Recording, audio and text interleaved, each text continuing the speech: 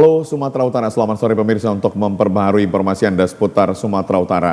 Sumatera Utara hari ini hadir kembali menjumpai Anda edisi Rabu 5 Februari 2025.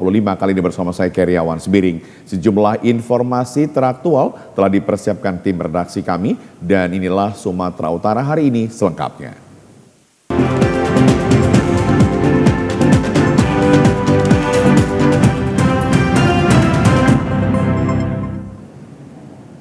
Kami awali dari berita yang pertama, pemirsa. Mahkamah Konstitusi siang tadi menggelar sidang putusan dismisal untuk perkara perselisihan hasil pemilihan umum PHPU, pemilihan kepala daerah Pilkada 2024. Dalam sidang yang digelar Hakim MK, tolak gugatan sengketa pemilihan Bupati Tapanuli Utara 2024 dan memutuskan paslon JTP Dens sebagai Bupati dan Wakil Bupati terpilih. Dalam persidangan yang digelar membacakan putusan 158 perkara, terdiri dari 9 perkara pemilihan gubernur dan wakil gubernur, serta 35 perkara pemilihan wali kota dan wakil wali kota, antara lain sengketa hasil pemilihan Bupati Kabupaten Tapanuli Utara tahun 2024 kepada paslon nomor 02 yakni Jonius Taripar Sauran Huta Barat, Denny Lumban Toruan. Dan Hakim MK menolak gugatan paslon nomor 01 Satika Sarlandi. Dalam pembacaan putusan, Hakim Mahkamah Konstitusi Ridwan Mansur dalam persidangan menyampaikan bahwa pemohon mendalilkan adanya keberpihakan dan ketidaknetralan pejabat Forkopimda yang dapat menguntungkan pihak terkait. Namun Mahkamah menganggap dalil tersebut tidak bisa dibuktikan secara jelas. Selain itu, paslon Jonius Taripar Sauran Huta Barat, Denny Lumban Toruan unggul dengan perolehan 105.505 suara. Pasangan ini diusung oleh Nasdem, Hanura, Golkar, Gerindra, Demokrat, Perindo, dan PSI. Dengan ditolaknya permohonan sengketa hasil Pilbub Kabupaten Tapanuli Utara, maka pasangan Jonius Taripar Sauran Huta Barat, Denny Lumban Toruan keluar sebagai pemenang dengan visi dan misi bersama mewujudkan Kabupaten Tapanuli Utara yang maju, berbudaya dan berkelanjutan untuk masa periode 2024-2029. Pemirsa, efisiensi anggaran yang dilakukan pemerintah diharapkan mampu mengerahkan belanja pemerintah terhadap sektor yang belum tersentuh demi kemajuan dan peningkatan kesejahteraan masyarakat.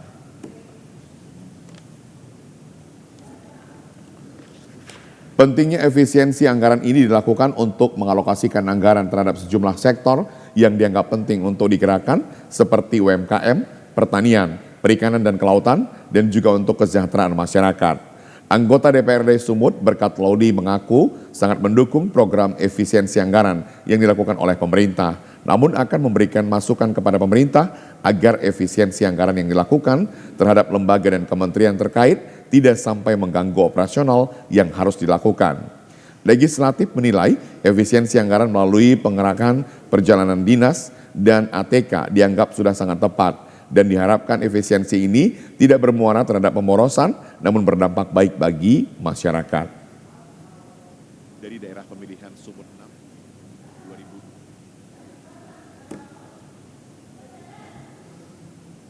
2000. Pengamat ekonomi Sumatera Utara Wahyu Aryo Pratomo menyebut efisiensi anggaran ini adalah alokasi anggaran ke sektor atau bidang lain dengan tujuan untuk mewujudkan pembangunan yang merata di Indonesia.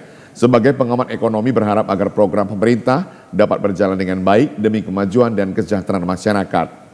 Meski efisiensi ini merupakan hal yang masih baru saja dilakukan, diharapkan memberi dampak baik terhadap peningkatan ekonomi. Kebijakan pemerintah dalam mengalokasikan anggaran dengan sasaran untuk pertumbuhan ekonomi dan kesejahteraan masyarakat merupakan hal yang sangat baik dan efektif. Namun demikian, senantiasa wajib dievaluasi agar anggaran yang digunakan dapat mewujudkan program pemerintah menuju Indonesia yang jauh lebih maju.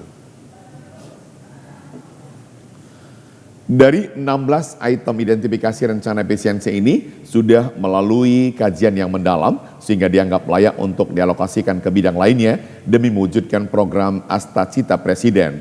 Salah satu bidang yang saat ini dianggap sangat merasakan atas efisiensi anggaran tersebut adalah diberikannya ruang untuk berekspresi bagi para pelaku UMKM. Pemirsa, harga sejumlah kebutuhan pokok di pasar tradisional Kota Medan masih dalam kategori mahal. Meski harganya tergolong mahal, namun stok masih cukup sehingga aman untuk kebutuhan. Menurut Pusat Informasi Harga Pangan Strategis Nasional PIHPS, di pasar tradisional Kota Medan hari ini, harga sejumlah kebutuhan pokok mengalami kenaikan, seperti cabai merah keriting berada di harga Rp68.350, naik sekitar 5% dari hari sebelumnya. Harga cabai rawit hijau dijual dengan harga Rp68.100 per kilogram, mengalami kenaikan sekitar 7%. Sedangkan cabai rawit merah dijual seharga Rp65.000 per kilogram, di mana harga ini juga mengalami kenaikan berkisar 11%. Untuk harga daging ayam ras segar saat ini dijual dengan harga Rp34.750. Harga ini mengalami penurunan dari harga sebelumnya sebesar 7%. Sementara itu harga minyak goreng curah dijual dengan harga Rp19.200 per kilogram dan harga ini mengalami penurunan sebesar 1,29%.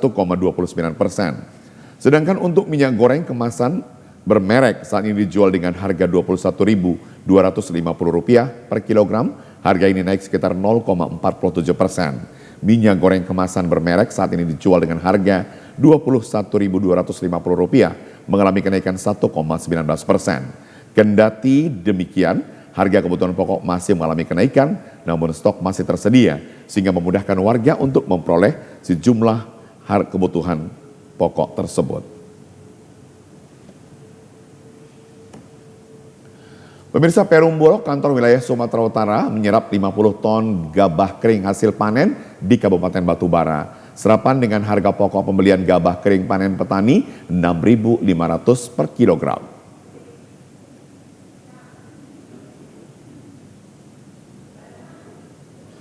Perum Bulog Kanwil Sumatera Utara bersama Dinas Pertanian dan Perkebunan Kabupaten Batubara lakukan pemantauan langsung panen padi di Desa Pematang Cengkring, Kecamatan Medang Deras, Kabupaten Batubara. Kegiatan ini merupakan bagian dari program pemerintah dalam pengamanan pasokan beras nasional, yakni dengan penyerapan gabah kering panen. Harga yang ditetapkan pemerintah yakni Rp6.500 per kilogram dinilai sangat cukup baik untuk menstabilkan harga di pasar, sehingga petani memperoleh harga yang pantas. Kabupaten Batubara memiliki 7 lumbung beras, yakni di Kecamatan Air Putih, Kecamatan Medang Deras, Kecamatan Seibalai, Kecamatan Seisuka, Kecamatan 50 Pesisir, Kecamatan Datuk 50 dan Datuk Tanah Datar. Panen raya diperkirakan akan berlangsung pada bulan Maret mendatang. Kepala Perum Bulog Kanwil Sumatera Utara Budi Cahyanto mengatakan penyerapan di petani lokal dengan 50 ton gabah kering panen. Penyerapan gabah kering panen tersebut masih tahap awal di Kabupaten Batubara. Kurang lebih tadi kita menyerap ada 50 ton gabah kering panen. Memang dengan kualitas kurang lebih ada 30% kadar air. Kemudian hampa kotoran juga di atas 10%.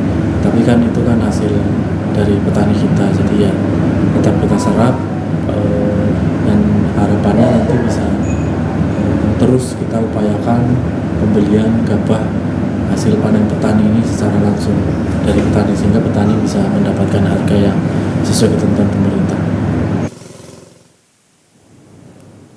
Pemirsa, dalam upaya pengamanan pasokan beras nasional yakni dengan penyerapan gabah kering petani, Bulog memiliki peran penting dalam hal ini. Bagaimana upaya Bulog dalam membeli gabah harga kering petani? Untuk mengetahui, kita akan terhubung dengan Wapinwil Bulog di Presumut, Bapak Erwin Budiana. Halo Pak Erwin, selamat sore. Selamat sore. Iya. Pak Erwin, kami mau bertanya nih terkait dengan upaya Bulog sendiri. Nah, Pak, bagaimana upaya pengamanan pasokan beras yang dilakukan oleh Bulog saat ini, Pak? Ya, baik. Terima kasih, Pak. Jadi Bulog memang sesuai penugasan yang diberikan oleh pemerintah, diberi tugas untuk melakukan penyerapan GKP ataupun beras sebanyak-banyaknya. Dan untuk Bulog Sumut seperti yang disampaikan Bimil Pak sebelumnya ya, memang kita sudah mulai menyerap gabah kering panen langsung dari petani. Itu yang sudah terrealisasi memang dari Kabupaten Batubara ya, di Desa Medang Deras ya. Ini pun saya masih di lokasi nih, saya masih di lapangan, masih mencari-cari daerah panen gitu ya, karena memang sesuai batasan kami disuruh menyerap semua gabah kering panen dengan any quality dengan harga sesuai ketentuan HPP itu 6.500 per kilo. Alhamdulillah sampai sekarang kita kurang lebih sudah masuk 200-an ton ya dalam minggu ini saja, baik itu dari batu bara, kami juga sudah menyerap PKP gabah kering panen dari daerah Sergei, dari Deli Serdang. Insya Allah kita akan terus bertambah karena sesuai target untuk Bulog Kanwil Sumut. Sebetulnya kami diberi target penyerapan secara beras itu sebanyak 5.500, namun kami optimis bisa melebihi dari target tersebut sampai dengan bulan April ini. Demikian, Pak. Iya, Pak Erwin, strategi yang dilakukan oleh Bulog sendiri untuk melakukan pendekatan kepada masyarakat seperti apa, Pak Erwin? Ya, tentunya berbagai macam strategi ya, Pak. Yang pertama, tentu kami koordinasi dengan dinas terkait ya, dari dinas pertanian kabupaten, dengan dinas pertanian provinsi, terkait lokasi panen, ya, di mana itu panen, tentunya Bulog akan langsung terjun ke lokasi tersebut untuk melakukan penyerapan. Lalu berikutnya kami juga bekerjasama dengan Gapoktan, ya, yang memiliki lahan pertanian, lalu juga dengan usaha penggilingan, yang biasanya memang mereka juga ada kerjasama dengan para petani. Nah, intinya semua strategi kita lakukan, semua upaya kita lakukan untuk mendukung tujuan pemerintah ya, swasembada pangan. Demikian, Pak. Ya, Pak Erwin, kalau petani memilih menjual gabah keringnya di luar Bulog, meskipun saat ini kalau harga yang ditetapkan oleh Bulog sendiri kan sudah memang wajar ya Pak ya, di angka yang seperti Bapak sampaikan tadi. Tapi kalau masyarakat atau petani memilih menjual di luar Bulog, seperti apa tanggapan Bulog sendiri, Pak? Ya, tentunya gini, Bulog itu kan bertugas untuk stabilisasi harga ataupun mengamankan harga di tingkat petani ya. Ketika harga jatuh, harga di petani itu berada di bawah harga HPP 6.500, tentunya petani silakan jual ke Bulog gitu dibandingkan jual keluar Bulog yang mereka akan mendapatkan harga jauh di bawah HPP gitu ya. Tentunya akan lebih menguntungkan jual ke Bulog. Lain hal kalau memang ternyata ada yang membeli gabah petani itu di atas 6.500, tentunya kan itu lebih menguntungkan bagi para petani ya. Jadi itu kami serahkan ke petani, selama harga itu masih di atas HPP silakan diserahkan ke mekanisme pasar. Namun ketika terjadi harga di bawah HPP, tentunya bagi para petani akan lebih menguntungkan kalau dijualnya ke Bulog. Yeah. Begitu, Pak. Pak Erwin, berapa persen ini target Bulog sendiri untuk menyerap gabah petani di Sumatera Utara, Pak, untuk memenuhi kebutuhan kita di Bulog? Oh, ya Pak, izin mohon maaf saya ada kelupaan untuk strategi kami. Saya kerjasama dengan Poktan tadi ya, Perpadi kami kerjasama dengan dinas-dinas. Kami pun langsung terjun ke lapangan, Pak. Seperti kami ini sedang turun di desa Medang Deras, kecamatan Medang Deras ya, untuk mencari daerah-daerah yang panen. Ketika memang sudah panen, nanti tim kami langsung bertransaksi dengan petani. Itu tadi kelupaan, izin Pak. Lalu yang berikutnya terkait target, kalau secara nasional kita memang ditargetkan sebanyak 3 juta ton, Pak. Tentunya kalau bisa melampaui untuk daerah Sumut sendiri, kami memang ditargetkan 5.500 setara beras. Tapi setelah kami rapatkan dengan rekan-rekan di daerah, di cabang, kami optimis untuk sampai dengan April ini kami bisa mencapai penyerapan secara beras itu sebanyak 6.500 ton, Pak. Baik. Pak Erwin, kalau kita bicara tentang harga gabah yang ditentukan oleh Bulog, tadi kalau Bapak sekarang ini kan ditetapkan 6.500 begitu ya Pak ya. Apakah ini sudah flat atau masih bisa fluktuasi begitu Pak? Oh, kalau harga 6.500 sesuai ketentuan itu sudah fix, Pak. Sudah ada kebadannya, kepada keputusan Kepala Badan Nasional ya nomor 2 tahun 2025, lalu dikoreksi menjadi kepada nomor 14 tahun 2025, sudah ditentukan bahwa HPP, harga pembelian pemerintah terkait gabah kering panen itu sudah ditentukan harga 6.500 per kilo. Baik. Sekian, Pak. Jadi kami wajib membeli gabah itu dengan harga 6.500. Walaupun misalnya sebetulnya harga di petani itu ada yang di bawah itu, tentunya kami harus membeli dengan harga 6.500 itu untuk mensejahterakan petani tentunya tujuannya, Pak. Baik. Pak Erwin, kalau kita bicara tentang kualitas gabah petani kita seperti apa nih Pak untuk standar Bulog sendiri? Apakah memang sudah memenuhi Ya, standar atau bagaimana Pak Erwin? betul. Sebetulnya kalau standar GKP itu gabah kering panen kan sudah ada ketentuannya ya, standar kualitasnya, kadar air maksimal 25%, lalu butir hamba kotoran maksimal 10%. Itu standarnya, standar kualitasnya. Namun untuk sebagai bukti dukung pemerintah pada petani dalam rangka mensejahterakan petani, maka sekarang standar kualitas itu diabaikan. Jadi semua kualitas inequality disebutnya kita hargai dengan harga sama 6.500. Sebelumnya kan memang harga 6.500 per kilo itu hanya untuk gabah kering panen yang tadi itu kualitas kadar air maksimal 25%, butir hamba kotoran maksimal 10%. Nah, kali ini sudah diubah oleh pemerintah. Sekarang Bulog harus ataupun wajib beli dengan standar kualitas apapun, tapi dengan harga tetap di 6.500. Baik. Gitu, Pak. Pak Erwin, kita bicara sedikit terakhir nih Pak, bagaimana stok beras kita di Sumut Pak Ya. untuk menjelang ini masuk mau bulan puasa? Bagaimana stok beras kita Pak? Oh, iya. Stok beras yang ada di gudang Bulog se-Sumatera Utara ya sangat aman kalau kita hitung dengan rencana penyaluran yang biasa dilakukan oleh Bulog yaitu penyaluran SPHT, bantuan pangan, maka stok yang ada di gudang Bulog itu bisa aman sampai dengan 3 atau 4 bulan ke depan. Jadi insya Allah sampai dengan menjelang Lebaran nanti stok sangat aman. Baik. Pak Erwin, apa ini mau disampaikan kepada petani kita di Sumatera Utara Pak supaya pihak Bulog memang siap menampung gabah petani sendiri begitu Pak? Ya, baik, terima kasih.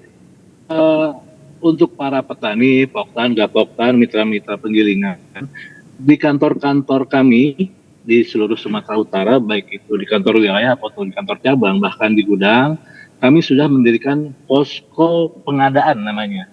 Posko pengadaan, jadi bagi petani yang sudah lahannya yang sudah mau panen, silakan kontak kami untuk kami lakukan penyerapan dengan harga sesuai ketentuan.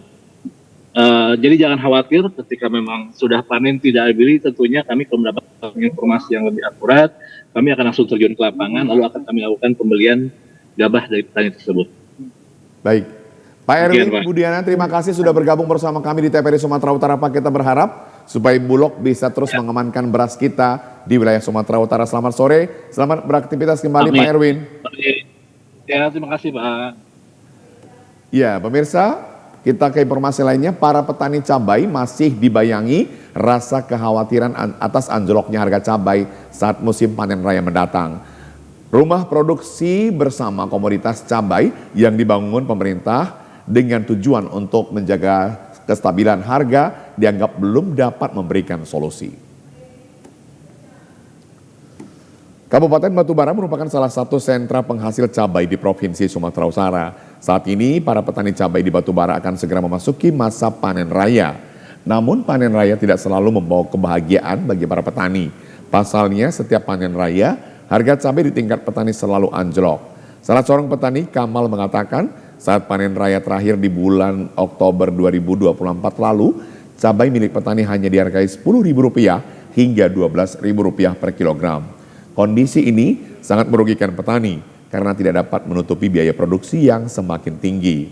Untuk mengantisipasi anjloknya harga saat panen raya, sebagian petani memilih memanen cabai yang masih hijau sebab harga cabai di pasaran saat ini terbilang tinggi. Sebelumnya pemerintah melalui Kementerian Koperasi dan UKM telah mendirikan rumah produksi bersama komunitas cabai di Batubara.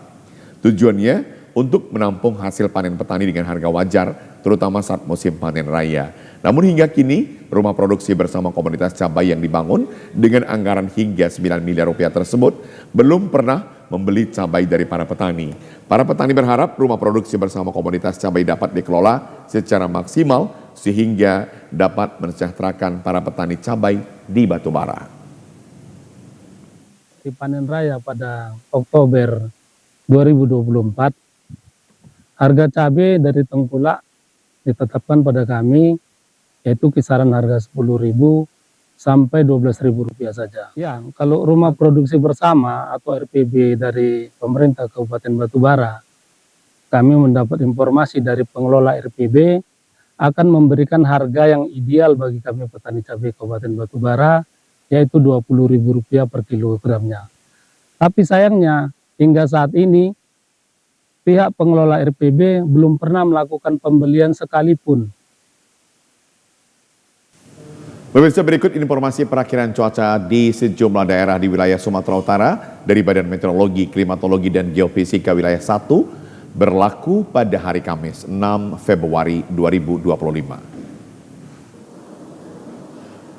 Halo Sobat BMKG, senang sekali saya Putri Diana, perakirawan cuaca BBMKG Wilayah 1 Medan, akan menyampaikan informasi perakiraan cuaca dan hotspot wilayah Sumatera Utara berlaku Kamis 6 Februari 2025. Dini hari diperkirakan berawan di wilayah Sumatera Utara, pagi hari diperkirakan cerah berawan dan berpotensi hujan ringan di beberapa wilayah Sumatera Utara. Untuk siang hingga sore hari berawan dan berpotensi hujan ringan hampir di sebagian besar wilayah Sumatera Utara, serta untuk malam hari berawan dan terdapat potensi hujan ringan hingga sedang di sebagian besar wilayah Sumatera Utara, di mana potensi hujan sedang dapat terjadi di wilayah Humbang Hasundutan, Tapanuli Selatan, dan Tapanuli Tengah. Untuk suhu udara berkisar 14 sampai 33 derajat Celcius dengan kelembapan udara berkisar 66 sampai 98%. Angin bertiup dari arah selatan hingga utara dengan kecepatan 4 sampai 10 km per jam. Titik panas atau hotspot di wilayah Sumatera Utara pada pantauan 4 Februari 2025 tidak terdapat titik panas di wilayah Sumatera Utara. Kami terus menghimbau kepada seluruh masyarakat untuk tetap waspada akan terjadinya potensi hujan dengan intensitas sedang yang dapat disertai petir dan angin kencang di wilayah lereng barat serta pantai barat Sumatera Utara yang dapat menyebabkan bencana hidrometeorologis seperti banjir dan tanah longsor. Demikian informasi yang dapat kami sampaikan, semoga bermanfaat. Terima kasih dan sampai jumpa. Pemirsa, informasi tadi mengakhiri Sumatera Utara hari ini. Mewakili seluruh kerabat kerja yang bertugas, saya karyawan Sembiring mengucapkan terima kasih atas perhatian dan kebersamaan Anda bersama kami. Selamat sore dan sampai jumpa.